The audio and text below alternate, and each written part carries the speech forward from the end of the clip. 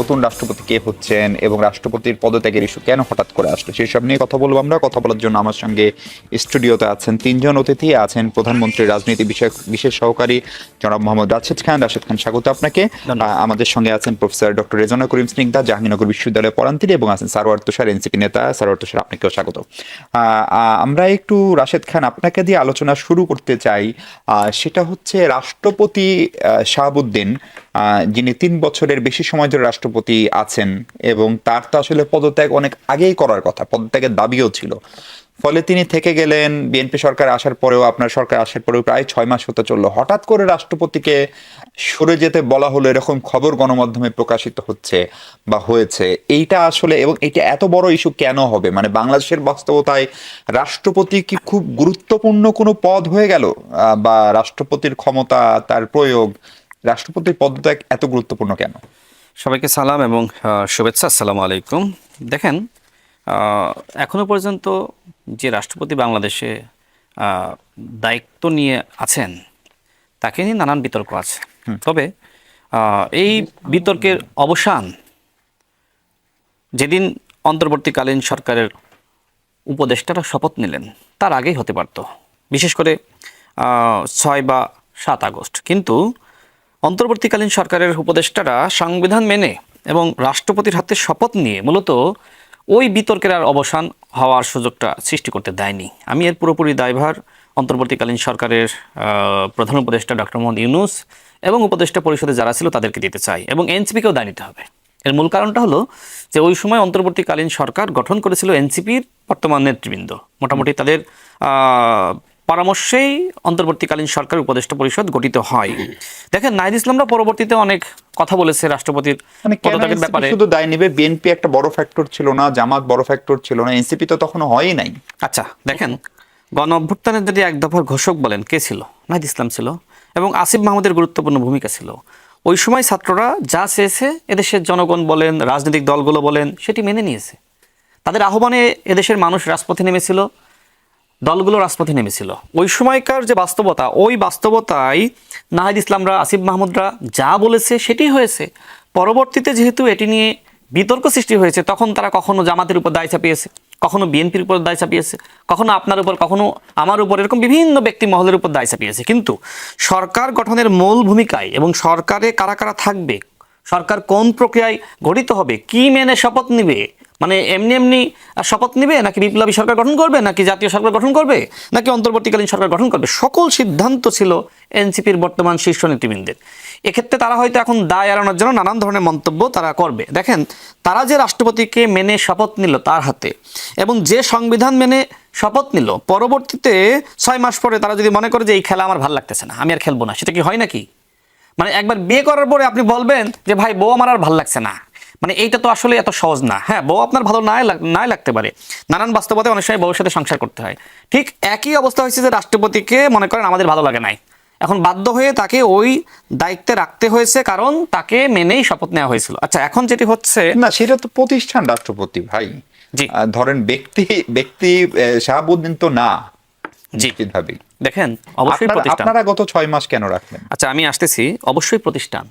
কিন্তু মনে করেন যে 6 মাস পরে, অন্তর্বর্তীকালীন সরকার গঠিত হওয়ার 6 মাস পরে জামাত এবং এনসিপি দাবি করলো যে এখন বিপ্লবী সরকার গঠন করতে হবে, এখন শহীদ মিনারে গিয়ে শপথ নিতে হবে, এখন রাষ্ট্রপতিকে সরিয়ে দিতে হবে, এখন নতুন সংবিধান তৈরি করতে হবে। তো ওই সময় যদি রাষ্ট্রপতিকে সরিয়ে দেওয়া হতো, কি হতে পারত? নিশ্চয়ই আপনি খেয়াল করে থাকবেন যে প্রশাসনকে কিভাবে জামাতিকরণ করা হয়েছিল। বিভিন্ন বিশ্ববিদ্যালয়ের ভিসি হিসেবে জামাতের পরামর্শে, শিবিরের পরামর্শে নাহিদ ইসলামরা কাদেরকে নিয়োগ দিয়েছিল, ডিসি নিয়োগে কারা এসেছিল, গণমাধ্যমে সংবাদ প্রকাশিত হয়েছে যে নির্বাচনের আগে যে রদবদল হয়েছিল, ডিসি বলেন, এসপি বলেন, ওসি বলেন, এগুলো অধিকাংশই মূলত জামাতের তালিকা ছিল। তো ওই সময় যদি জামাতের তালিকার কোনো রাষ্ট্রপতি যদি রাষ্ট্রের শীর্ষ পদে বসে যেত, তিনি কি বাংলাদেশে নির্বাচন দিতেন? আমার তো মনে হয় না। দেখেন, ডক্টর মোহাম্মদ ইউনূস শুরুতে নির্বাচন দিতে চাননি, যার একটা প্রমাণ হলো তিনি দেশের বাইরে গিয়ে বলেছেন যে বাংলাদেশে একটি মাত্র দল ছাড়া কেউ নির্বাচন চায় না। তার মানে শুরুতে ডক্টর মোহাম্মদ ইউনূস নির্বাচনের বিপক্ষেই ছিলেন। এবং যখন কিছু মানুষজন বলছিল যে স্যার আপনাকে 5 বছর থাকতে হবে, তখন তার কথাবার্তাগুলো মোটামুটি বিএনপির বিরুদ্ধে যাচ্ছিল, নির্বাচনের বিরুদ্ধে যাচ্ছিল। তিনি ভাবছিলেন যে হ্যাঁ, আমি হয়তো একটু চেষ্টা করলে আরো 5 বছর থাকতে পারবো। অনেকে এখন বলছে যে তাহলে কি বিএনপি ডক্টর মোহাম্মদ ইউনূসকে রাষ্ট্রপতি হিসেবে বেছে নিবে? দেখেন, আমারও তো আসলে বিএনপি শীর্ষ নেতৃবৃন্দের সাথে কাজ করার সুযোগ হয়েছে, তাই না? ডক্টর মোহাম্মদ ইউনূস যে নির্বাচনে এক ধরনের চক্রান্ত করছিলেন সেটা কিন্তু মোটামুটি আমাদের কাছে স্পষ্ট ছিল। যে কারণে নিশ্চয়ই আপনি খেয়াল করে থাকবেন যে ওই সময় আপনার টকশোতে আমি সবসময় নির্বাচনের ব্যাপারে সোচ্চার ছিলাম, কারণ আমি তথ্যগুলো পাচ্ছিলাম। অন্তর্বর্তীকালীন সরকারের 3 জন উপদেষ্টা নির্বাচনের ব্যাপারে অনেক সোচ্চার ছিলেন, একজন আসিফ নজরুল, একজন ওয়াহিদুদ্দিন মাহমুদ আর একজন সালেউদ্দিন আহমেদ। যে কারণে দেখবেন এই 3 জনকে নিয়ে পরবর্তীতে এনসিপির নেতৃবৃন্দ ব্যাপকভাবে বিষোদ্গার করছিল, সমালোচনা করছিল, কারণ তারাও জানছিল যে এই 3 জন বলেছিল যদি ডক্টর মোহাম্মদ ইউনূস নির্বাচন না দেয় সেক্ষেত্রে আমরা প্রয়োজনে পদত্যাগ করব। এরকম নানান ধরনের ইস্যু ছিল। আমি সর্বশেষ বলি যে রাষ্ট্রপতি এখন মানে এখনো পর্যন্ত যিনি আছেন, দেখেন বিএনপি অতীতে রাষ্ট্র চালিয়েছে, বিএনপি জানে কখন কি সিদ্ধান্ত নিতে হবে। এখন জামাত ইসলাম এমন একটা সময় গিয়ে দাবি করেছিল, ওই সময় যদি আসলে মানে জামাত ইসলাম বা এনসিপির দাবিটা এনেও পূরণ হতো, আমার কাছে মনে হয় যে ওই রাষ্ট্রপতি অবশ্যই জামাত এবং এনসিপির পরামর্শ নিয়োগ পেত। মানে আপনি বলছেন সরকার এখন বুঝে শুনেই শাহাবুদ্দিন সরকার যেহেতু মানে বিশেষ করে বিএনপি তো অতীতে রাষ্ট্র চালিয়েছে, তাদের অভিজ্ঞতা আছে। জামাত সবসময় হটকারিতা করে, আর বিএনপি চায় রাষ্ট্রের স্থিতিশীলতা। সুতরাং বিএনপি জানে যে কখন কি সিদ্ধান্ত নিতে হবে। জামাতের এটা একটু এই লাইনটা শেষ করতে হবে। জামাতের পরামর্শে যদি বিএনপি কখনো সিদ্ধান্ত নিত তাহলে ওইটা আসলে যতটা না বিএনপির জন্য ক্ষতির হতো তার থেকে বেশি দেশের জন্য ক্ষতির হতো। অর্থাৎ এখন যদি রাষ্ট্রপতি পদত্যাগ করে, এটা এই সময় রাষ্ট্রপতি পদত্যাগ করলে রাষ্ট্রের কোনো ক্ষতি আসলে হবে না। এখন যথার্থ সময়, এখন আজকে স্বরাষ্ট্রমন্ত্রীর বক্তব্য শুনেছেন, হ্যাঁ রাষ্ট্রপতি তো তিনি পদত্যাগ চাইলে করতেই পারেন, তিনি অসুস্থতা দেখিয়ে বা তার নিজের ভালো লাগছে না তিনি পদত্যাগ করতেই পারেন। এইটা নিয়ে আমি মনে করি জামাত এনসিপি খুব বেশি খুশি হওয়ার সুযোগ নাই যে আমাদের দাবিতেই সব পূরণ হয়ে যাচ্ছে। জি রাশেদ খানকে তো আমি সারওয়ার তো এই পুরো রাষ্ট্রপতির পদত্যাগ না করা, এই ইন্টারিমের 18 মাসের তার যাবতীয় দায় দায়িত্ব আপনাদের উপরে রাশেদ খান সাহেব চাপালেন। আপনারা কি বলবেন? মানে আপনারা তো চিফ জাস্টিসকে সরিয়েছেন, আমার মনে আছে বিশ্ববিদ্যালয়ের ভিসিদেরকে সরিয়েছেন, তখন কেন রাষ্ট্রপতিকে সরালেন না? সেটি একটি প্রশ্ন। এবং দ্বিতীয় প্রশ্ন হচ্ছে, রাষ্ট্রপতির পদত্যাগ এত বড় ইস্যু কেন হচ্ছে? এই রাষ্ট্রপতি তো পদত্যাগ করারই কথা ছিল। আপনাকে ধন্যবাদ। শেষে যে কথাটা বললেন এটা ইম্পর্টেন্ট, তার তো পদত্যাগ করারই কথা ছিল।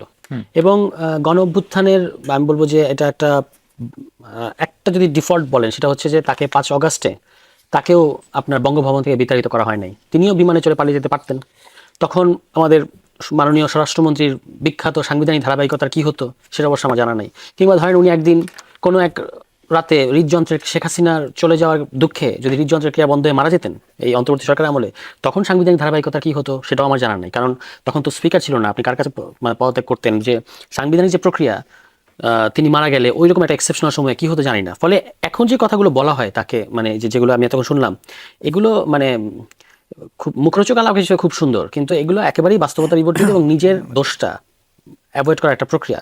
এগুলো আমার কাছে মনে হয় যে সত্যিকার আলোচনা না। অন্তর্বর্তী সরকার আমলে কি ঘটেছে আমরা সবাই দেখেছি। রাষ্ট্রপতি তখন থেকে গেলেন একেবারেই পরিষ্কারভাবে বিএনপির কারণে, যেটা তিনি কালের কণ্ঠে সাক্ষাৎকার দিয়ে পরবর্তীতে স্বীকার করলেন এই চুপ্পু সাহেব, যে বিএনপি তখন আমাকে সহযোগিতা করেছিল। না হলে কিন্তু শেষ পর্যন্ত যখন জামায়াত ইসলামীর ওই সময় একটা কৌশলী অবস্থান ছিল যে এটা নিয়ে আমরা খুব বেশি কিছু বলবো না, কিন্তু পদত্যাগ হয়ে গেলে ছাত্রদের দাবিতে আমরা এটার পক্ষে আছি, এরকম আর কি। তখন শেষ পর্যন্ত প্রধান উপদেষ্টা নির্ভর করলেন বিএনপির উপর, সবচেয়ে বড় রাজনৈতিক দল হিসেবে। বিএনপি তখন কি বলেছে আমরা সবাই জানি, ঠিক আছে? এই কারণে কিন্তু তিনি থেকে গেলেন। সংবিধানের কতগুলো মানে অহেতুক কতগুলো জিনিস তারা তুলে ধরলেন যে সাংবিধানিক ধারাবাহিকতা এটা সেটা। তো ভাই, সাংবিধানিক ধারাবাহিকতা হলে আপনি প্রধান বিচারপতির যে প্রক্রিয়ায় প্রধান বিচারপতির পদত্যাগ হয়েছিল বা তিনি পালিয়ে গিয়েছিলেন বলা হয়, পরে আবার নতুন প্রধান বিচারপতি বসানো হলো, নিয়োগ পেলেন, এটা কোন সংবিধানের কোন ধারা অনুযায়ী কিভাবে হয়েছে? একটা এক্সেপশনাল টাইম, শুধুমাত্র ওই যে একটা সেরিমনি যে রাষ্ট্রপতির অধীনে শপথ নেওয়া হয়েছে, এইটাকে ছুতা হিসেবে ধরে পরবর্তীতে সব কিন্তু জায়েজ করা হলো। এটা গুঞ্জন আছে যে বিএনপি এটা একটা অভ্যন্তরীণ ডিলের অংশ হিসেবেই তাকে রাষ্ট্রপতি হিসেবে ওখানে রেখেছে। এবং তাকে এটা জানি না, এটা এরকম কথা আছে যে তারা বিভিন্ন ধরনের তখন ইয়ে করেছে না, আপনার লন্ডন মিটিং থেকে শুরু করে অনেক কিছু। আসিফ মাহমুদ যেটাকে ডিপ স্টেট বলছিলেন সেই প্রক্রিয়ার কথা বলছেন আপনি। তো কালের কণ্ঠের ওই সাক্ষাৎকারে তো পরিষ্কার ইঙ্গিত আছে। তো আমি আর আমারও তো ঘাড়ে একটাই মাথা, তো সব নাম আমি নেই না আর কি। যাই হোক, এখন বিএনপির দেউলিয়াত্বটা হচ্ছে যে তারা এই রাষ্ট্রপতিকে দিয়ে এই সংসদে আপনার অধিবেশন তাকে প্রথম বক্তৃতা দেওয়ানো হলো, তারপরে আপনার তার অধীনেই কিন্তু শপথটা তারা নিলেন, ঠিক আছে। এখন তারা হচ্ছে এটাকে একটা অতিরিক্ত হাইপ আকারে তোলার চেষ্টা করছে যে আপনি স্বাস্থ্যগত কারণ, যিনি অন্তর্বর্তী সরকার আমলে এরকম একটা তার জন্য তার ভাষ্যমতে একটা আপনার অপমানজনক সময়, সে সময় তিনি পদত্যাগ করলেন না, যিনি কিছুদিন আগেও সাক্ষাৎকার দিয়ে বললেন বিএনপি সরকার চাইলে আমি থেকে যাব, তিনি এখন স্বাস্থ্যগত কারণে পদত্যাগ করছেন এই লন্ডন মিটিং এর পরে। এবং ডেইলি স্টার নিউজে একটা ইঙ্গিত দেখলাম যে আপনার শেখ হাসিনার সাথে হয়তো কথা হয়েছে এই কারণে। তো শেখ হাসিনার সাথে তার যোগাযোগ, এটা কে না জানে, সবাই জানে, তিনি সবসময় যোগাযোগ করেছেন। এখন উনি যে লন্ডনে যে কথা বলেছেন, উনি ওনার বেডরুমে কার সাথে কথা বলছেন এটা গোয়েন্দারা টের পেয়ে গেছে। মানে জিনিসগুলো কি একটু হাস্যকর মনে হয় না? ব্যাপারগুলো হাস্যকর। মূল ব্যাপারটা আমি আপনাকে বলি, মূল ব্যাপারটা হচ্ছে বিএনপি সরকারের তো প্রায় 5 মাস হয়ে গেল, 6 মাসের পদার্পণ করছে। এখন তার আর এই রাষ্ট্রপতি পরিবর্তন করতে কোনো সমস্যা নাই। কারণ হচ্ছে বিএনপি সরকার চায় যে আগামী নির্বাচনের সময় যিনি রাষ্ট্রপতি থাকবেন তিনি আসলে তার লোক হবে। যদি বিএনপি সরকার আসার সাথে সাথে সাংবিধানিক প্রক্রিয়া, আপনারা তো অন্তর্বর্তী সরকার আমলে সাংবিধানিক প্রক্রিয়া দোহাই দিলেন। স্যার, তাই যদি হয় তাহলে রাষ্ট্রপতির যে মেয়াদ 28 এপ্রিল পর্যন্ত, সেই সময়ও যদি বিএনপি রাষ্ট্রপতি করে, তিনিও তো নির্বাচনের সময় থাকবেন না। কিন্তু এতদিন তাকে রাখবে কেন? বিএনপির ভিতরে তো দাবিদার অনেক, এবং এখানে বঞ্চনার ইতিহাসও অনেক, অনেক সিনিয়র নেতারা অনেক কিছু হওয়ার জন্য দৌড়ঝাঁপ করছেন, এগুলো আমরা ভেতরের খবর আমরা সবাই জানি। সিনিয়র থেকে জুনিয়র, নতুন হওয়া বিএনপি নেতা আর পুরনো স্থায়ী কমিটি মেম্বার, সবাই তো একটা কিছু হওয়ার দৌড়ের উপর আছে, তাই না? তো সেইটা হচ্ছে আপনার যখনই কিনা 6 মাসের ওই বারটা পার হয়ে গেছে, এখন তার হয়তো সমস্যা নেই। এখন যদি আপনি রাষ্ট্রপতি বসান আপনার লোক, তাহলে আপনি নির্বাচনের সময় আপনার রাষ্ট্রপতি পাবেন। এটাই হচ্ছে বিএনপি ক্লিয়ার কাট, এর বাইরে অন্য কিছু নেই। বাকি যা বলা হচ্ছে এগুলো সব ব্লাফ। জি প্রফেসর স্নিগ্ধা, আপনি দুইজন পলিটিশিয়ানের বক্তব্য শুনেছেন, আসলেই কি তাই? মানে কোন যুক্তিটা বেশি গ্রহণযোগ্য মনে হচ্ছে? 1 নম্বর প্রশ্ন। দ্বিতীয় প্রশ্ন হচ্ছে যে শাহাবুদ্দিন সাহেবের মানে পদত্যাগটা তো খুবই কাঙ্ক্ষিতই বোধহয় ছিল, কারণ ওই পুরো মেকানিজম, যে পার্লামেন্ট তাকে নির্বাচিত করেছে সেই পার্লামেন্ট নাই হয়ে গেছে, তারপর একটি পার্লামেন্ট এত সময় নিল। এবং রাশেদ যে ব্যাখ্যা দিচ্ছিলেন যে বিএনপি সবকিছু গুছিয়ে এসে একটা সুবিধাজনক পরিস্থিতিটা করছে, এটাই কারণ নাকি ডেইলি স্টারের যে রিপোর্ট, শেখ হাসিনার সঙ্গে তার যোগাযোগ, এটা আসলে কতখানি ফ্যাক্টর হতে পারে? না, আপনাকে ধন্যবাদ। ফ্যাক্টর আমার কাছে না পুরো ব্যাপারটা একটা ধূম্রজালের মতো। তার কারণ হচ্ছে, দেখেন, আমি একটা জিনিস খুব স্পষ্ট করি, আমার রাষ্ট্রটি 5ই আগস্টের সময়ে, তার পরবর্তী সময়ে যেই পরিমাণ ভঙ্গুর অবস্থায় ছিল, সেই সময় একজন রাষ্ট্রপতির যে দায়িত্ব পালন করার কথা ছিল, তিনি সেই ধরনের দায়িত্ব পালন করতে ব্যর্থ। এটা আমি মানে একদম স্পষ্টত। কারণ আন্ডার এনি সার্কামস্টেন্সেস, এই যেই সাক্ষাৎকারের কথা তুষার বললেন, ওই সাক্ষাৎকারের যেমন একটা অংশ এটাও ছিল যে উনি বলেছিলেন যে তৎকালীন প্রধান উপদেষ্টা ওনাকে কিছু না জানিয়ে চলে যান, বিদেশ সফরে যান। তো ওটা উনি এখন বলছেন কেন? এটা উনি তো রাষ্ট্রপতি না, ওটা এই কথাটা তিনি তখন বলেননি কেন? আর তাতেই তো বোঝা যায় যে উনার রাষ্ট্রপতি হওয়ার পুরো ব্যাপারটা একটা পদ ধরে রাখা ছাড়া আর তো কার্যত উনার কোনো ধরনের রাষ্ট্রীয় সাংবিধানিক কোনো ক্ষমতার মধ্যেই তিনি নেই। তাহলে ইদার ওয়ে তিনি তার ক্ষমতা ব্যবহার করতে পারছেন না, তাহলে ক্ষমতার পদে কেন আছেন? একটা উত্তর আছে, যেটা বলা হয়েছে যে সাংবিধানিক শূন্যতা, বাধ্যবাধকতা, সেটার জন্য হয়েছে কিনা। এটাও সত্য যে সাংবিধানিক বাধ্যবাধকতা খুব গুরুত্বপূর্ণ। আমরা এটা বলতে পারবো না, আমি অন্তত আমার জায়গা থেকে বলতে পারবো না, কারণ একটা রাষ্ট্র যখন আমি একটা ব্যবস্থা এর সাথে বলবো, আমার যে প্রেসক্রিপশন আর কি, মানে আমার যে ডেকোরাম, সেটা আমাকে ফুলফিল করতে হবে। তাহলে কি ব্যাপারটা এরকম?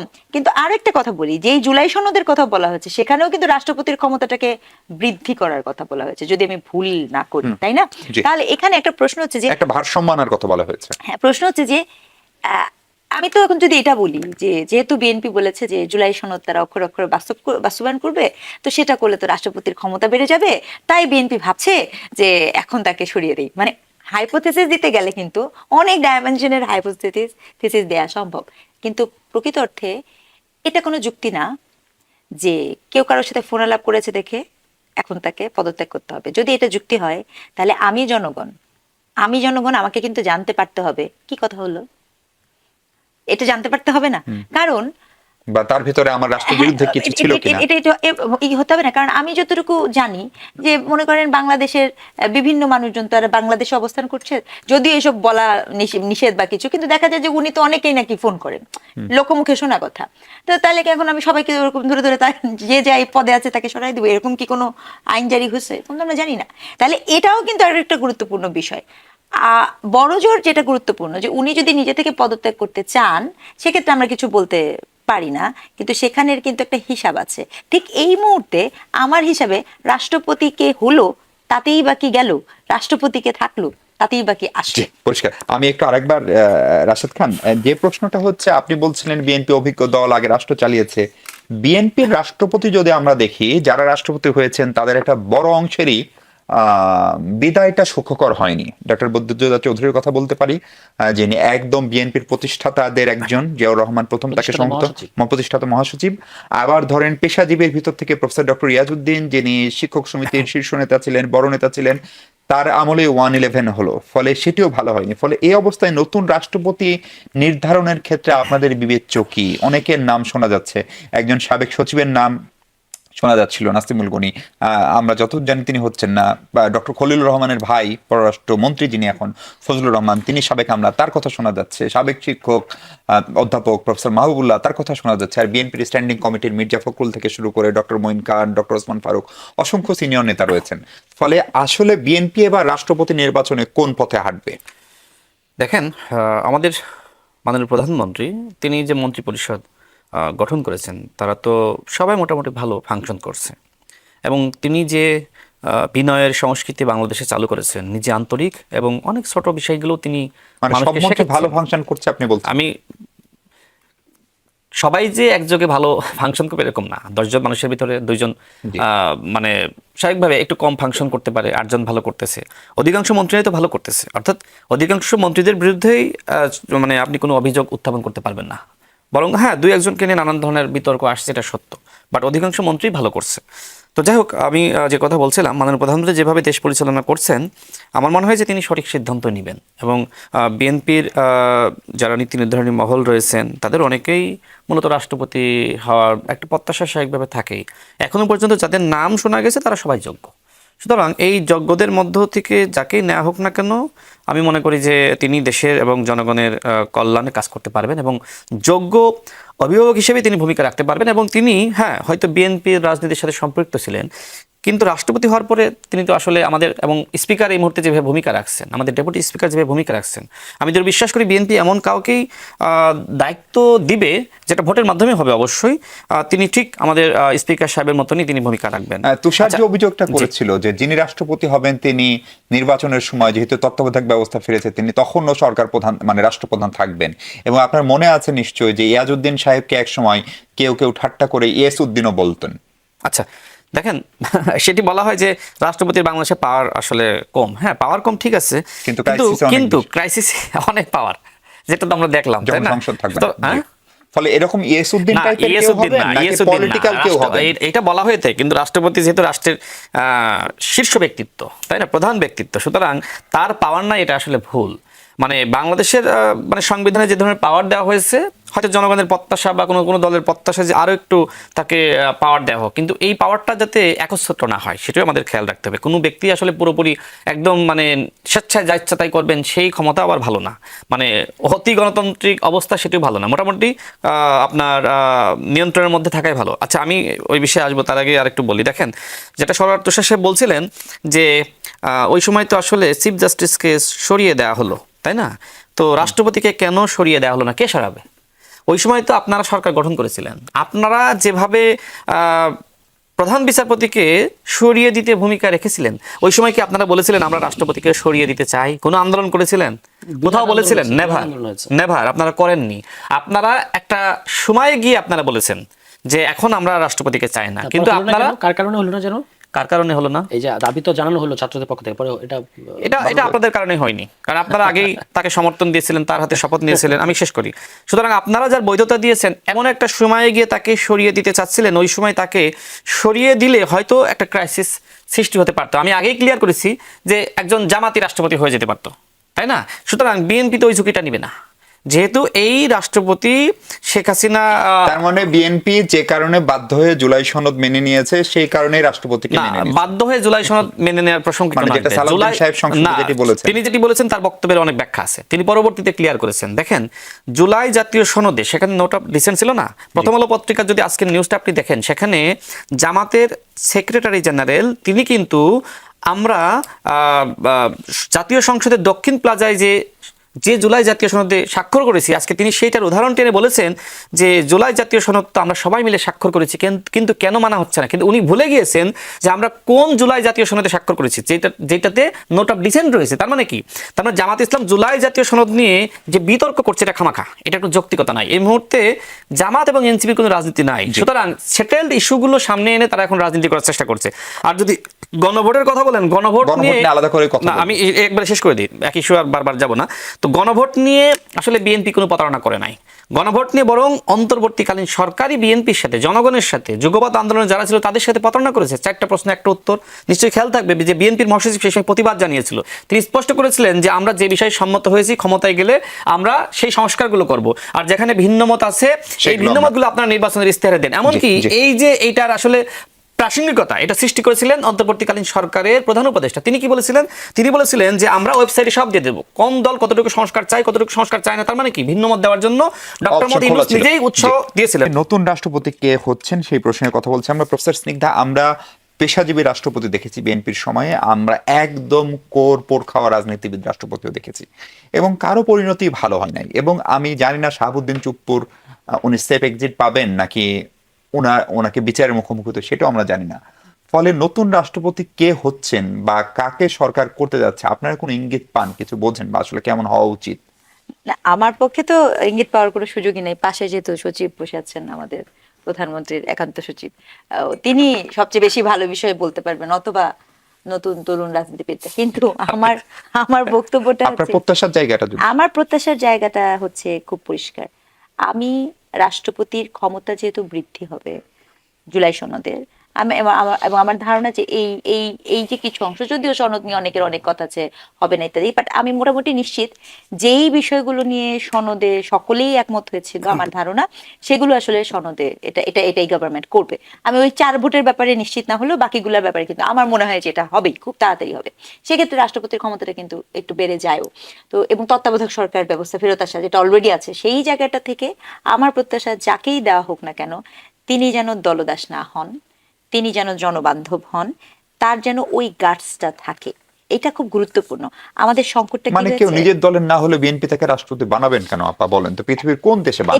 এখানে একটা বিষয় আছে, নিজের দলের না হলে পরে রাষ্ট্রপতি কেন বানাবেন? এই মুহূর্তে কি, আমি আবারও তখন একটা কথা বলেছি, রাষ্ট্রপতি আসলে কি আমার দেশে যখন সরকার থাকে, তার কি সেই সরকার থাকা অবস্থায় কোনো ধরনের ক্ষমতা থাকে? It is a very common question. মানে ক্রাইসিস ছাড়া? হ্যাঁ, ক্রাইসিস ছাড়া। তো ঠিক এই মুহূর্তে আমার হিসাবে আগামী 4-5 বছর এই মানে বিএনপির কোনো ক্রাইসিস হওয়ার কোনো সুযোগ নাই, এটা আমার একটা ধারণা নাগরিক হিসেবে। কারণ ওই মুহূর্তে যাহাই কিছুই হোক না কেন, কারণ বাংলাদেশের মানুষ একটা দল যখন 2/3 নিয়ে ভোট নিয়ে একটা সংসদে যায়, এবং সেক্ষেত্রে ওই অর্থে যাদের অভিজ্ঞতা আছে, যাদের ক্ষমতা আছে, তারা এখানে মাঠে নাই। তো সেই জায়গাটা থেকে আসলে ক্রাইসিসটা তৈরি করা, ওই ধরনের কিছু করা, এই অবস্থায় এই টেনিওরেতে বিএনপি আছে বলে আমি মনে করি না। কিন্তু বিএনপির হাতে একটা সুযোগ আছে, সেটা কি জানেন? সেটা হচ্ছে টু সেট সাম এক্সাম্পলস। সে অলরেডি 2-1টা ট্রেন মিস করেছে, কিন্তু সেই এক্সাম্পলটা সে চাইলে কিন্তু ওটা বলতে পারে যে আমরা কিন্তু এরকম করেছি। কি হতে পারে যে প্রফেসর ইউনূসের মতো কেউ একজন, বা প্রফেসর ইউনূস রাষ্ট্রপতি হয়ে যাচ্ছেন? এটা যদি হয়, যেমন মনে করেন আমাদের যে পররাষ্ট্রমন্ত্রী, অনেস্টলি স্পিকিং আমরা কিন্তু কেউ এক্সপেক্ট করিনি ওনাকে, ওই জায়গায় আমরা কেউ ভাবিনি, টেকনোক্রেটে ওনার আসারটা ভাবিনি, হয়েছেন। তারপর উনি নির্বাচিত হয়েছেন। একখানা মার্কিন বাণিজ্য চুক্তি আমাদের সকলের মাথার উপরে ঘুরপাক খাচ্ছে, আমাদের তরুণ নেতারা সেটার সাথে যে সুন্দর মতো মার্কিনীদের সামনে যে এক প্রকার নালিশি নিয়ে ব্যবস্থা নিয়ে বসে গেছে, যেটা আমার জন্য খুবই দুঃখজনক। হ্যাঁ, খুবই দুঃখজনক। ঠিক আছে, আমি ঠিক বুঝতেই পারিনি এটা কেমনে হচ্ছে। বিএনপি গভর্নমেন্টের মার্কিন চুক্তি নিয়ে কোনো আলাপ নাই, তাদেরকে কিছু বললে তারা বলবে যে এটা তো আমরা কিছু করি নাই, আগেই করে গেছে। তো এই ব্যাপারটা না, ধরেন নাগরিক হিসেবে আমার কাছে একদম ভালো লাগার বিষয় না, আমার ভালো লাগছে না। ঠিক আছে, কিন্তু এই ব্যাপারটা করার পেছনেও আমি বুঝতে পারি, আমি অনুভব করতে পারি যে টেকনোক্রেট মন্ত্রী কোথায় যিনি আছেন বা যিনি গিয়েছেন, তার একটা ভূমিকা তো ডেফিনেটলি আছে, যেহেতু উনি পররাষ্ট্রমন্ত্রী। তো সেইখানে আমি লাইনটা কোথায় শেষ করবো জানেন? এই পুরো প্রক্রিয়াতে আপনি অলরেডি 2-4টা ট্রেন মিস করেছেন, আরো 2-4টা ট্রেন আপনার সামনে আছে, to set some example. Sarwar Tushar, সেরকম উদাহরণ তৈরি করার মতো রাষ্ট্রপতি বাংলাদেশ পেতে যাচ্ছে, বা বিএনপি কি পলিটিক্যালি একদম ধরেন ঋদ্ধ মানুষ বিএনপিতে অনেকে আছেন, ধরেন মির্জা ফখরুল বলেন, ডক্টর মঈন বলেন, ওসমান ফারুক বলেন, অনেকের নাম বলা যাবে স্ট্যান্ডিং কমিটির। আবার বিপরীতে ধরেন বিএনপির পেশাজীবী অনেকে আছেন যারা এই পদের জন্য যুক্ত, সাবেক অনেক আমলা আছেন, সামরিক বেসামরিক তারা। ফলে নতুন রাষ্ট্রপতি কেমন হতে পারেন এবং আপনাদেরই বা প্রত্যাশাটা আসলে কি? দেখুন, আমাদের প্রত্যাশা যেটাই হোক, আমরা তো চাইবো, ধরেন এখানে বিএনপির 2/3 আছে, পার্লামেন্টে নির্বাচিত হয়ে রাষ্ট্রপতি আসবেন, স্বাভাবিকভাবেই তিনি বিএনপির দলের লোক হতে পারে, বিএনপি পন্থী লোক হতে পারে, তো অস্বাভাবিকতার কিছু নাই। কিন্তু ঘটনাটা হচ্ছে যেটা আমাদের মনে কুদাগ দেয় আর কি বাংলাদেশ ইতিহাস থেকে, যে দল তার দলের প্রতিষ্ঠাতা মহাসচিবকে শুধুমাত্র একটা বিবৃতিতে বিশেষ একটা শব্দ লেখে নাই বলে তাকে চাপ দিয়ে প্রায় ভর্ৎসনা করে, আপনার অপমান করে রাষ্ট্রপতি পদ থেকে পদত্যাগ করতে বাধ্য করেছে এবং শেষ পর্যন্ত তিনি দল ছেড়েছেন।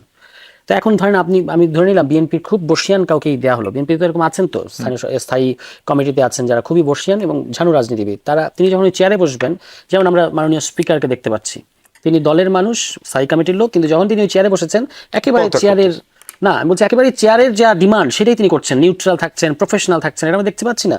এরকম যদি কেউ রাষ্ট্রপতিতে করতে থাকে তখন বিএনপি না চাইলে কি তিনি করতে পারবেন কিনা, বা এটাই হচ্ছে সবচেয়ে বড় প্রশ্ন আর কি। কারণ পরে আবার তো তার কাছে 2/3 আছে, সে তো চাইলে আবার পদত্যাগও করাতে পারবে চাপ দিয়ে, যেরকম স্বাস্থ্যগত কারণ তো লিখেই দেওয়া আছে, অসুস্থতা কিংবা স্বাস্থ্যগত কারণে কিংবা মানসিক বৈকল্য ইত্যাদি কারণ দেখে যে কোনো সময় তাকে সাংবিধানিক পদ্ধতিতেই তার বিদায় ঘটানো সম্ভব। ফলে রাষ্ট্রপতির এই যেহেতু দলের কাছেই পুরো যে ক্ষমতাটা রয়ে গেছে, ফলে আপনি যাকেই রাষ্ট্রপতি দেন তিনি আসলে কতটুকু দলের বাইরে এসে কিংবা ইম্পার্শিয়ালি মানে হেড অফ দ্য গভর্নমেন্ট এই হিসেবে কাজ করতে পারবেন বা হেড অফ দ্য স্টেট হিসেবে কাজ করতে পারবেন, এটা নিয়ে সন্দেহ আছে। কিন্তু যেটা জুলাই সনদে যে পরিবর্তনগুলোর কথা বলা হয়েছে, একটা ব্যালেন্সের কথা বলা হয়েছে, সম্ভবত বিএনপির 31 দফা তো এরকম আপনার আছে, মানে প্লেজ আছে যে তারা একটা ভারসাম্য করতে চায় রাষ্ট্রপতি এবং প্রধানমন্ত্রীর মধ্যে। সেটা যদি তারা সত্যিই করে তাহলে রাষ্ট্রপতি কিছু পরিমাণ কর্তৃত্ব থাকবে তার হাতে এবং তিনি তখন তার মতো করে কাজ করতে পারবেন, বরং সেটা করা আমি মনে করি যে দরকার। তারপরে আপনি রাষ্ট্রপতি বৈধ প্রক্রিয়া যাকে বসান, অসুবিধা নেই। রাশেদ খান, আপনি একটু আগে গণভোট নিয়ে বলছিলেন, আমি যতদূর মনে পড়ে যে বিএনপির নির্বাচনী যে ইশতেহার বা 31 দফা সেইখানে সংবিধান সংস্কারের কথা বলা ছিল, এখন সংশোধন করা হচ্ছে। তুষারদের আপত্তি বা বিরোধী দলের আপত্তি হচ্ছে সংবিধান সংস্কারই করার, কমিশন করার কথা গণভোটের প্রসঙ্গে এসেছিল, 70% ভোট দিয়েছে। সংবিধান সংশোধন করলে আসলে কি সমস্যা হচ্ছে, অথবা সংস্কার করলেই বা সংশোধন না বলে এটাকে যদি আপনি সংস্কার করতেন তাহলে কি সমস্যা হতো? আচ্ছা দেখেন, বাংলাদেশে একটি গণ অভ্যুত্থানের মধ্য দিয়ে আওয়ামী ফ্যাসিবাদের পতন হবে, এটা তো মোটামুটি আমরা কেউ জানতাম না, তাই না? কোটা সংস্কার আন্দোলনকে কেন্দ্র করে যে আন্দোলনের নেতৃত্ব 18 সালে আমরা দিয়েছিলাম, সেই কোটা আবার ফিরে আসবে এটাও তো আমরা কেউ জানতাম না। আবার সেই 24 সালে কোটা আন্দোলন শুরু হলো, হাসিনা গুলি চালিয়ে মানুষ হত্যা শুরু করলো, শেখ হাসিনার পতন হলো, এরপর ইন্টারিম গভর্নমেন্ট গঠিত হলো, তারা জাতীয় ঐক্যমত কমিশন গঠন করলো। জাতীয় ঐক্যমত কমিশনই ছিল সংবিধান সংস্কার পরিষদ, অর্থাৎ একটা আলোচনা হয়ে গেছে। বিএনপি যে 31 দফা দিয়েছিল, সেই 31 দফার প্রথম দফা, যেটা গণ অভ্যুত্থানের পরবর্তীতে যে সরকার গঠিত হলো, সেই সরকার সেখানে দীর্ঘ 9 মাস ধরে আলোচনা করেছে। যে আলোচনাগুলো যদি স্বাভাবিক কোনো প্রক্রিয়ার মধ্য দিয়ে শেখ হাসিনার পতন হতো, তাহলে বিএনপি সরকার কিন্তু ওইটা করতে পারতো। এবং দেখেন, আমরা 9 মাসের আলোচনায় মোটামুটি সবগুলো দল একদম শতভাগ ঐক্যমতে আসতে পারি নাই। তার মানে এইখান থেকে মোটামুটি আমরা সবাই ক্লিয়ার যে আদৌ আসলে শতভাগ ঐক্যমতে আসা সম্ভবপর নয়। কারণ যেখানে এনসিপির আদর্শ হলো নতুন বন্দোবস্ত, জামাত ইসলামের আদর্শ হলো শরিয়া আইন, আর বিএনপি একটি মধ্যপন্থী দল যাদের আদর্শ জাতীয়তাবাদের রাজনীতি, তাই না? তো সেই জায়গায় আসলে কোনোভাবে ঐক্যমতে আসা সম্ভবপর নয়। এনসিপি এখন নতুন নতুন অনেক কথা বলতেছে, আবার জামাত ইসলাম আবার মাঝে মধ্যে শরিয়া আইন থেকে বের হয়ে যেতেছে, এক পা ঢুকতেছে এক পা বের করতেছে। তো নানান একটা নতুন ভণ্ডবস্থার মধ্যে আমরা আসি বলা চলে। তো সে জায়গায় আমার কাছে মনে হয় যে সব মিলিয়ে আসলে ওই সংবিধান সংস্কার পরিষদের আলোচনাটা হয়ে গেছে। এখন রাষ্ট্র পুনর্গঠনের সময় দেখেন, আপনি যদি ওই 1 নম্বর দফাটা বিশ্লেষণ করেন, সেখানে কিন্তু বলা আছে আমরা সংবিধান সংশোধন করব ওই কমিশন গঠন করার মধ্য দিয়ে। তার মানে কি মূল বিষয়টা হলো সংশোধন করা। আচ্ছা, 72-এর সংবিধান আপনি শেষ করেন, 72-এর সংবিধান নিয়ে আপনি বলেছেন যে আমরা কোথাও বলি নাই যে এই সংবিধান ছুঁড়ে ফেলতে হবে, যেটা জামাতের আমি সংসদে বলেছে। তার মানে 72-এর সংবিধানে আমি ধরলাম, সেই সংবিধানে যতটুকু আপনার ভাল লাগে না বা হাসিনা যতটুকু সংশোধন করেছে ফেলিয়ে দেন, আলোচনার ভিত্তিতে, প্রবলেম তো নাই। কিন্তু আপনি বলছেন এই মুহূর্তে, আপনি মূলত বলছেন যে সংস্কার পরিষদ গঠন, কিন্তু আপনার বক্তব্য বক্তব্যের মধ্যে আপনি বলছেন নতুন সংবিধান, যেটা অনেকের বক্তব্যের মধ্য দিয়েই বোঝা গেছে। এখন বিএনপি তো যেখানে স্বাধীনতার ঘোষক শহীদ প্রেসিডেন্ট জিয়াউর রহমান, আচ্ছা যে প্রক্রিয়ার মধ্য দিয়েই 72-এর সংবিধান হোক না কেন, এই সংবিধান মেনেই বিএনপি ক্ষমতায় ছিল, এই সংবিধান মেনেই আওয়ামী লীগ ক্ষমতায় ছিল, তাই না? জামাত ইসলাম বিএনপির ক্ষমতার পার্ট ছিল, তার মানে ওই সংবিধানটা এস্টাবলিশ হয়ে গেছে। আপনি যে সংবিধান মেনে ক্ষমতায় ছিলেন সেই সংবিধান তো আপনি ফেলে দিতে পারেন না। ওই সংবিধানে শেখ হাসিনা 16 বছরে যতটুকু, কিন্তু সংশোধন করতে পারেন। হ্যাঁ সংশোধন করতে পারেন, যতটুকু শেখ হাসিনা বিতর্কিত করেছে, বা 72-এর সংবিধানও আপনার পরিবর্তন দরকার, আপনি এখন সংশোধন করেন। কিন্তু আপনি এখন নতুন সংবিধান চাচ্ছেন, তো বিএনপি তো নতুন সংবিধান চায় না। এর কারণটা হলো যে আমি এটা একটু শেষ করে দিই, 1 মিনিটে আপনাকে আরেকটা প্রশ্ন করতে চাই, এটা 1 মিনিটে শেষ করে দিই, তারপরে হ্যাঁ 30 সেকেন্ডে শেষ করি। এখন জামাত ইসলামের যেহেতু 71-এর দায় আছে, তারা ইনিয়ে বিনিয়ে কৌশলে নতুন সংবিধান তাদের লাগবে, যাতে করে তারা, এই যে জামাতের একজন নেতার বক্তব্য আমি শুনলাম একটা টক শোতে বলছে 24-এর মধ্য দিয়ে 71 শেষ হয়ে গেছে। আমি সময় টেলিভিশনে জনাব আতিক সাহেবের বক্তব্য, যিনি রেগুলার টক শোতে আসেন, যমুনা টেলিভিশনে আজকে 9টা শোতে ছিলেন, তিনি বলেছেন, তার মানে কি তাদের বক্তব্য যদি বিশ্লেষণ করেন এখানে স্পষ্ট যে 71-কে এনিহাও মাইনাস করতে হবে, 71-কে ভুলিয়ে দিতে হবে, 71 কেন্দ্রিক যা কিছু আছে সবকিছু একদম দূরে ছেড়ে ফেলতে হবে। সুতরাং বিএনপি জামাতের এই ফাঁদে পা দিবে না। আপনাকে ছেড়ে দেব, তার আগে আরেকটা ইস্যুতে ছোট্ট করে জানতে চাই, গাজী নজরুল সাতক্ষীরা 4-এর সংসদ সদস্য, তাকে জামাত ইসলাম দল থেকে বহিষ্কার করেছে, সেটি নির্বাচন কমিশন এবং স্পিকারকে অবহিত করেছে। স্পিকার মহোদয় কালকে আসবেন।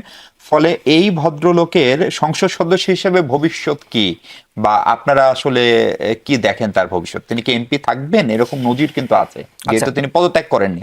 আবার জামাত এখানে কোন রাজনৈতিক কৌশল করলো কিনা, তাকে সংসদ থেকে পদত্যাগ না করিয়ে দল থেকে শুধু বহিষ্কার করলো? দেখেন, জামাত ইসলাম যদি চাই যে গাজী নজরুল ইসলাম, আচ্ছা তার আগে বলেনি যে মানে আমাদের ভাগ্য ভালো যে তার নামটা কাজী নজরুল ইসলাম হয়নি। যদি হইতো তাহলে আমাদের জাতীয় কবির অবস্থা যে কি হইতো, কিচ্ছু হতো মানে না। এই নামটা এক ধরনের বাংলাদেশের যে বাস্তবতা, যেখানে ওই যে জাবের ইনকিলাব মঞ্চের নেতা, সে কি বলেছে শোনেন নাই, সে বলছে যে শহীদ উসমান হাদির কবর জাতীয় কবির মাজারের কাছে হওয়ার কারণেই জাতীয় কবিকে তার কবরটা কোথায় মানুষ চিনেছে। তো এরকম অনেক বয়ানটার সামনে আসতো ভাই, হ্যাঁ এই জন্য আমি বলতেছি।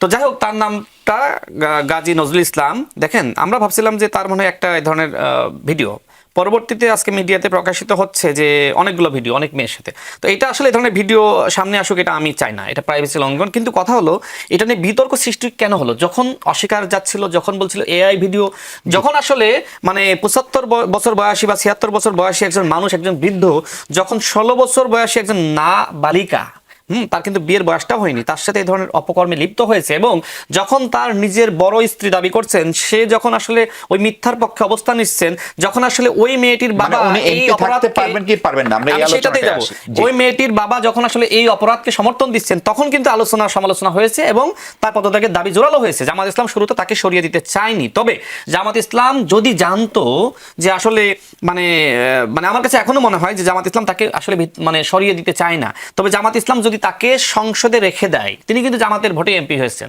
তাকে এইভাবে বহিষ্কার করার মধ্য দিয়ে মূলত তার কিছু করা হয়নি।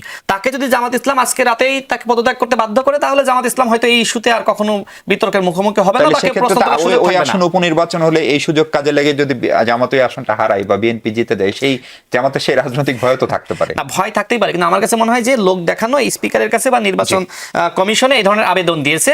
জামাত ইসলাম চায় যে সে থেকে যাক, কিন্তু আমি মনে করি যদি সে সংসদে থাকে তাহলে এই বিতর্ক আজীবন জামাত ইসলামকে বহন করতে হবে। জামাত ইসলামের উচিত হবে, আমি একটা ভালো পরামর্শ দিই, যদিও জামাত ইসলামকে সমালোচনা করি বলে তারা আমাকে অনেক গালিগালাজ করে, আজকে একটা ভালো পরামর্শ দিই এবং আশা করি তারা ধন্যবাদ দিবে আমাকে। সেটি হলো, জামাত ইসলাম যদি আগামীর বাংলাদেশে রাজনীতি করতে চায় এবং এই বিতর্ক বহন না করতে চায়, তাহলে উচিত হবে আগামীকাল তাকে বাধ্য করা, প্রয়োজনে জোরপূর্বক পদত্যাগ করতে স্বাক্ষর করানো, যে তুমি পদত্যাগ করো। আমরা তোমাকে ভোট দিয়েছিলাম, তোমার মতন এরকম লম্পট মানুষকে আমরা সংসদে দেখতে চাই না। আরেকটা কথা না বললে মানে এটা অসম্পূর্ণ থেকে যাবে। দেখেন, আমি হাসনাত আব্দুল্লাহর বক্তব্য শুনেছিলাম, মাননীয় স্পিকার, এই সংসদে অনেক ঋণ খেলাপি রয়েছে, তাদের সাথে এই সংসদ শেয়ার করতে আমাদের লজ্জা হয়। আমি দেখতে চাই যে আগামী অধিবেশনে হাসনাত আব্দুল্লাহ, নাহিদ ইসলাম কিংবা হান্নান মাসুদ বলে কিনা, মাননীয় স্পিকার, এই সংসদে অনেক লম্পট রয়েছে, মুক্তিযোদ্ধা নামদারি, যারা নাকি জামাতের মানে যে একজন দুইজন মুক্তিযোদ্ধা আছে তাদের একজন, ওই লম্পটদের নিয়ে এইখানে সংসদ শেয়ার করতে আমাদের লজ্জা লাগে। দেখি আমাদের নতুন বন্দোবস্তের বন্ধুরা এই রাজনীতি করে নাকি আসলে নতুন বন্দোবস্তের রাজনীতি করে, সেটা আমরা দেখার জন্য অপেক্ষায় থাকি। অনেক ধন্যবাদ রাশিদ খান। প্রফেসর স্নিগ্ধা রেজওয়ানা, গাজী নজরুল সাহেব যিনি সাতক্ষীরা 4-এর সংসদ জামাত ইসলাম থেকে নির্বাচিত, তাকে দল বহিষ্কার করেছে এবং সেই চিঠির অনুলিপি আমি চিঠিটা পড়ছিলাম, সেখানে শুধু তাকে দল কেন বহিষ্কার করলো সেটি লেখা আছে, নির্বাচন কমিশনকে পাঠিয়েছে। নির্বাচন কমিশন এবং স্পিকারকে চিঠির মধ্য দিয়ে তার সংসদ সদস্যপদ যাওয়ার আইনগত সুযোগ সম্ভবত কম, কারণ একই রকম ঘটনা আওয়ামী লীগের লতিফ সিদ্দিকী, গোলাম মাওলা রনি এরকম ঘটনার সময় আমরা দেখেছি। ফলে এই ভদ্রলোকের আসলে সংসদ সদস্য হিসেবে ভবিষ্যৎ কি, আপনার পর্যবেক্ষণ শুনতে চাই। মানে আমি এই এই একটা কথা না বললে আমি পারছি না, মানে এটা না খুব গুরুত্বপূর্ণ বিষয়। একটা প্রথম স্টেটমেন্ট, আমি কোনো ব্যক্তির ব্যক্তিগত ফোন আলাপ, কোনো ব্যক্তির ব্যক্তিগত ইন্টিমেট মুহূর্ত এইভাবে সামাজিক যোগাযোগ মাধ্যমে ভাইরাল হওয়ার ব্যাপারটা ভীষণ অপছন্দ করি, এবং এটা আমার নৈতিকভাবে কোনোভাবেই কামনীয় না। এবং এ ধরনের কোনো কিছু হলে আমি আসলেই মনে করি তথ্য মন্ত্রণালয় থেকে, আমাদের বিআইটিসি থেকে এগুলোকে আসলে শক্ত হাতে দমন করা উচিত। আপনি নিউজ করতে পারেন, সেজন্য জরুরি না যে আপনাকে সেগুলোর ভিডিও এইভাবে সামাজিক যোগাযোগ মাধ্যমে দেখাতে হবে। এটা একটা খুব নেতিবাচক প্রভাব পড়ে, এটা হচ্ছে আমার প্রথম অবস্থান। এটা বারবার বলে আসছি, কিন্তু জানি না কেউ শোনে না, তারপর আবারও বলছি। এরপরে আপনি যে প্রশ্নটা করেছেন যে কি হতে পারে, দেখেন আমি কিন্তু একটা জিনিস বলবো, আপনার মুরাদের কথা নিশ্চয় মনে আছে। হ্যাঁ, উনি সম্ভবত প্রতিমন্ত্রী বা এই ধরনের কিছু ছিল, তথ্য প্রতিমন্ত্রী, এবং উনার এরকম একটা চিত্রনায়িকা একজন হচ্ছিল দেখে উনাকে কিন্তু তৎকালীন সরকার কিন্তু স্যাক করে, এবং উনি কিন্তু এটা পালিয়ে যেতে বাধ্য হন, মানে দেশ ছেড়ে উনি চলে যান। আপনি মানেন না মানেন, that was a very good initiative যে মন্ত্রণালয় থেকে তৎকালীন ব্যবস্থাটা করেছিল, ঠিক আছে। এটা হচ্ছে আমার নৈতিক অবস্থানের জায়গা থেকে বলছি। আপনার এই মুহূর্তে সংসদের মানে সংসদের যে ৭০ ধারা অনুযায়ী কি আপনি তাকে কিছু করতে পারবেন? No chance. আপনি তো এখানে একটা ট্র্যাপ করে রেখেছেন। এটা কি দুঃখজনক কি জানেন, আপনি ঋণ খেলাপি নিয়ে যতটা আপনার থাকে, কিন্তু আমাদের যে একটা নৈতিক অবস্থান থাকে, কিন্তু তাকে ইমপিচমেন্ট করার কোনো সুযোগ নাই সংসদ চাইলে, ৭০ ধারা অনুযায়ী নাই। আপনি ৭০ ধারা পরিবর্তন করলে এটা হতে পারে, কিন্তু ৭০ ধারা থাকার কারণে এটা পসিবল হবে না, বিকজ অফ দ্যাট থিং, আমি যতটুকু বুঝি। আপনি 30 সেকেন্ডে যদি বলেন, তাহলে উনাকে কি জামাতের পক্ষ থেকে এই পদত্যাগে? একমাত্র উপায় হচ্ছে যদি জামাত ব্যক্তি হিসেবে, মানে দল হিসেবে তাকে বলেন যে আপনি এখন এটা কি করেন, এবং বা উনি যদি নিজে থেকে বলে আমি সংসদ থেকে পদত্যাগ করছি বা কিছু, আদারওয়াইজ এটা পসিবল। আমি আরেকবার আপনার কাছে আসার চেষ্টা করব, গাজী নজরুল প্রসঙ্গে এনসিপির অবস্থান আসলে কি? একদম দলীয় অবস্থানের কথা জানতে চাচ্ছি, কারণ আপনার একটা রাজনৈতিক ঐক্য আছে সংসদে। ওনার সদস্য পদ গেলে সেখানে উপনির্বাচন হবে, এবং এই ঘটনার পরে নিশ্চিতভাবেই ওই ওই আসনের অন্য প্রতিদ্বন্দ্বী প্রার্থী তিনি যে দলেরই হন না কেন, তিনি একটা হয়তো রাজনৈতিক সুযোগও পাবেন। সে জায়গায় গাজী নজরুলের ভবিষ্যৎকে আপনারা কিভাবে দেখেন? আমি মনে করি যে হুনার নিজেরই এখন পদত্যাগ করা উচিত, কারণ দল থেকে যে ব্যবস্থা নেওয়া সেটা নিয়েছে। দল জোরপূর্বক তাকে পদত্যাগ করাতে পারবে কিনা সেটা আমি ঠিক জানি না, মানে প্রক্রিয়াটা কি। দল হয়তো বলতে পারবে যে আপনি পদত্যাগ করেন, কারণ ৭০ অনুচ্ছেদ অনুযায়ী উনি পদত্যাগ করলে, তখন যদি দল থেকে পদত্যাগ করেন তখন তার সদস্যপদ বাতিল হবে, কিন্তু বহিষ্কারের ওই লিগ্যাল ইয়েটা কিন্তু নাই। সেক্ষেত্রে এখন তারা একটা বিব্রতকর পরিস্থিতি সবার জন্যই, মানে বিশেষত জামায়াত ইসলামের মতো দল যারা সৎ লোকের শাসন, নৈতিকতা ইত্যাদি কথাই বলেন বেশি। ফলে এখন তারা যদি ধরেন তিনি থেকে গেলেন, হাইপোথেটিক্যালি ধরে নিচ্ছি যে তিনি থেকে গেলেন স্বতন্ত্র এপি হিসেবে থেকে গেলেন, তখন তিনি যেখানে বসবেন, যে জায়গাটা, তো ওই জামায়াত ইসলামী এবং বিরোধী দলীয় ইয়েদেরই আসন, তো তাদের সাথে তার কমিউনিকেশন খুব একটা হবে না, এবং কেউ তার সাথে আসলে খুব একটা মিশতে চাইবেন বলে আমার মনে হয় না। তো এটা আসলে সবার জন্য বিব্রতকর, বিশেষত বিরোধী দলের জন্য। এবং আমার মনে হয় যে তিনি যদি আত্মসমর্পণ থাকে এরকম একটা ঘটনার পরে, তার নিজেরই পদত্যাগ করা উচিত। সেক্ষেত্রে সেখানে উপনির্বাচন হবে। উপনির্বাচন আমরা জোটগতভাবেও করতে পারি, কিংবা আমাদেরও ইচ্ছা আছে, এরকম প্রার্থী আছে যারা ওখান থেকে দাঁড়াতে চায়, এটা পরবর্তীতে দেখা যাবে। কিন্তু আমি মনে করি যে উপনির্বাচন হলে, সেখানে ইলেকশন হলে আমরা ইলেকশন ফাইট করবো আর কি। স্যার, আরেকটা ইস্যু হচ্ছে সংবিধান সংস্কারের জায়গায় সংশোধন হলে কি সমস্যা? মানে সংস্কার করার জন্য তো সংশোধন লাগতোই, এবং একটু আগে রাশেদ খান ছিলেন বিএনপির, তিনি তো বলে গেলেন আসলে ওনারা সংশোধনের কথাই মেন করতে চেয়েছেন তাদের যে 31 দফা অনুযায়ী। রাশেদ তো সেদিন বিএনপিতে যোগ দিল, রাশেদের ইতিহাসটা জানার কথা না, বা এটা বোঝাটাও তার জন্য হয়তো কঠিন। বিএনপি পরিষ্কারভাবে সংবিধান সংস্কারের কথা বলেছে, তাদের ১ নম্বর দফায় উনি হয়তো খেয়াল করেন নাই, সংবিধান সংশোধন এবং অন্যান্য সাংবিধানিক সংস্কার কথাটি ভাবে আছে, এবং জিনিসটার নাম কি, টাইটেল কি, সংবিধান সংস্কার কমিশন। এখন আপনি যদি সংবিধান সংস্কার কমিশন পরিষদটা এখন হলো, কিন্তু তারা চেয়েছেন সংবিধান সংস্কার কমিশন, মোটামুটি কাছাকাছি একই। কারণ আপনি সংবিধান সংস্কার কমিশন হোক আর সংবিধান সংস্কার পরিষদ, যেটার কথা গণভোটের মধ্যে আসলো, এটা কিন্তু আমাদের সংবিধানের ভেতরে এটার স্কোপ নাই, ফলে আপনাকে কিছুটা সংবিধানের বাইরে আসতেই হতো। তারা যদি সংবিধান সংস্কার কমিশনও করতে চায়, এখন দেখেন উনি বলে গেলেন যে সংবিধান সংস্কার কমিশন অন্তর্বর্তী সরকার করে গেছে, তো অন্তর্বর্তী সরকার করে গেছে, তাহলে আপনি সেটা বাস্তবায়ন করেন। আপনি সেগুলো বাস্তবায়ন করছেন, আপনি আবার সংশোধনী করে আবার সংশোধনী কমিটির মধ্যে 12-13 জনকে ঢুকাচ্ছেন যারা ইতিপূর্বে জাতীয় ঐক্যমত্য কমিশনে বসেছে, সেখানে আলাপ করেছে, মতামত দিয়েছে, এখন আপনি আবার তাদেরকে নতুন করে ওখানে ঢুকাচ্ছেন, মানে জিনিসটা শূন্য থেকে শুরু হচ্ছে। সংস্কার এবং সংশোধনী শুধু শব্দের পার্থক্য না, এটা হিউজ পার্থক্য আছে। আমি বিএনপি ইতিহাস থেকে এটা দেখানো সম্ভব। শহীদ প্রেসিডেন্ট জিয়াউর রহমান তো তখন তিনি কোনো পার্লামেন্টারি সিস্টেম মানে পদ্ধতিতে ক্ষমতায় আসেন নাই, পরে পার্লামেন্ট থেকে বসেছেন। ওকে, তাহলে তিনি এসে কি করেছেন? মার্শাল ল এর মধ্যে দিয়ে সংবিধান পরিবর্তন করেছেন এবং সংবিধানের বেসিক স্ট্রাকচার পরিবর্তন করেছেন, মূলনীতি পরিবর্তন করে ফেলেছেন। মূলনীতি পরিবর্তন করলে একটা সংবিধান আর কি থাকে, এবং আরো এমন এমন বিষয় তিনি ঢুকিয়েছেন যেগুলো ওই সংবিধানের বেসিক স্ট্রাকচার পারমিট করে না, কিন্তু তিনি এটা করেছেন। করার পরে তিনি কি হলো যে ওই 79 সালের ইলেকশন হলো, সেই ইলেকশনের মধ্যে সেটাকে বৈধতা দিলেন। বদলে দিলেন কোন প্রক্রিয়া? সংবিধান সংশোধনী প্রক্রিয়া, পঞ্চম সংশোধনী, মানে চতুর্থ সংশোধনী ছিল, তারপরে তিনি আরেকটা সংশোধনী হিসেবে যুক্ত করলেন। তার রেজাল্ট কি? রেজাল্ট হচ্ছে আওয়ামী লীগ ক্ষমতায় এসে বাতিল করে দিয়েছে। এটি হলো সংশোধনী সমস্যা, যে যদি আপনি সংবিধান মানে পার্লামেন্টের ভিতরে সংবিধান আপনি পরিবর্তন করতে পারবেন, কিন্তু সেটা পারবেন ওই সংবিধান যতটুকু অ্যালাউ করে, ওই সংবিধানের মৌলিক কাঠামো কিংবা মৌলিক ক্যারেক্টার আপনি কিন্তু ওর ভিতরে পরিবর্তন করতে পারবেন না। কিন্তু যে পরিবর্তন, যে রেকমেন্ডেশনগুলো জুলাই সনদে এসছে, সেগুলো হচ্ছে এই কাঠামোর পরিবর্তন কিংবা মৌলিক ক্যারেক্টারের পরিবর্তন। এটার জন্য আলাদা একটা ফোরাম দরকার, যেটা জাতীয় ঐক্যমত্য কমিশন হয়েছে, সংবিধান সংস্কার পরিষদ হওয়ার কথা, সেখানেও বিএনপির 2/3 থাকতো, কিন্তু তারা কেন এই গো ধরে আছে এটা আমার কাছে ঠিক পরিষ্কার। আমি আপনার কাছে শেষ মিনিটে একটু শুনতে চাই, এই সংবিধান সংশোধন হলে কি সমস্যা, মানে এটা সংস্কার পরিষদ হলে বাড়তি কি উপকার হতো? তুষার বলছিলেন যে সংশোধন তো বাতিল করা যায়, কিন্তু এখন যদি আপনি আগের সংবিধান বাতিল করে দেন তাহলে সংস্কার তো নিশ্চিতভাবে বাতিল করা সম্ভব না। সেটা সম্ভব, কিন্তু আমার কাছে এই ব্যাপারটা যেটা মনে হয় যে তুষারদের যে অবস্থানটা, এই অবস্থানটা এটা হতে পারে ওই যে আমরা পড়েছিলাম না যে ঘরে পড়া গরু সিঁদুরে মেঘ দেখলে ভয় পায়, এই ব্যাপারটা কিন্তু সেরকম হওয়ার একটা মানে আমার মনে হয় এই রিয়াকশনটা কিন্তু ওই জায়গাটাতে যেই রেফারেন্সটা তুষার দিছিল যে জিয়াউর রহমানের। দেখেন একটা জিনিস কি, আমার দেশটা এখন আর 2026-এ, তো এখন তো আমি এখন ওই 1980-র দশকে নাই।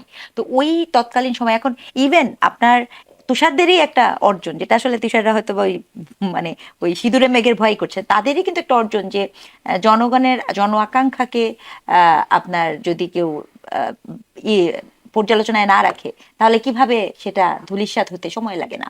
তো এরকম একটা রাষ্ট্র ব্যবস্থা যার মানে প্রেক্ষাপটে বসে ঠিক এই মুহূর্তে কি এরকম কোনো সম্ভাবনা তৈরি হওয়ার সুযোগ আছে কিনা, এটা কিন্তু তারাই কিন্তু তাদের যে অর্জন, সেই অর্জনেরটাকে কিন্তু আসলে তারা জাস্টিফাই করছে কিনা আমি ঠিক জানি না। আমার কাছে আসলেই মনে হয়, দেখেন সংবিধান পরিবর্তন সংশোধনের থেকে ইম্পর্টেন্ট সংবিধানে যা থাকে। আসলে কি 72-এর সংবিধান এতই খারাপ? আমি সেটা মনে করি না। সেটা কি কোনোভাবে বাস্তবায়িত হয়? প্রবলেমটা তো আমাদের ওই জায়গাটাতে, প্রবলেম যেই জিনিসে আমি ওই জায়গায় ফোকাস না করে আমি বারবার এই সংশোধনীর গল্পটা, হ্যাঁ সংশোধনী কিন্তু হতেই থাকবে, এটা কিন্তু না হবে এমন না, সেই দিকে বরঞ্চ আমার কাছে মনে হয় মনোযোগ দেওয়া উচিত। ধন্যবাদ প্রফেসর রেজাউল করিম, ধন্যবাদ সারোয়ার তুষার, এবং আমাদের সঙ্গে ছিলেন রাশেদ খান, তাকেও ধন্যবাদ।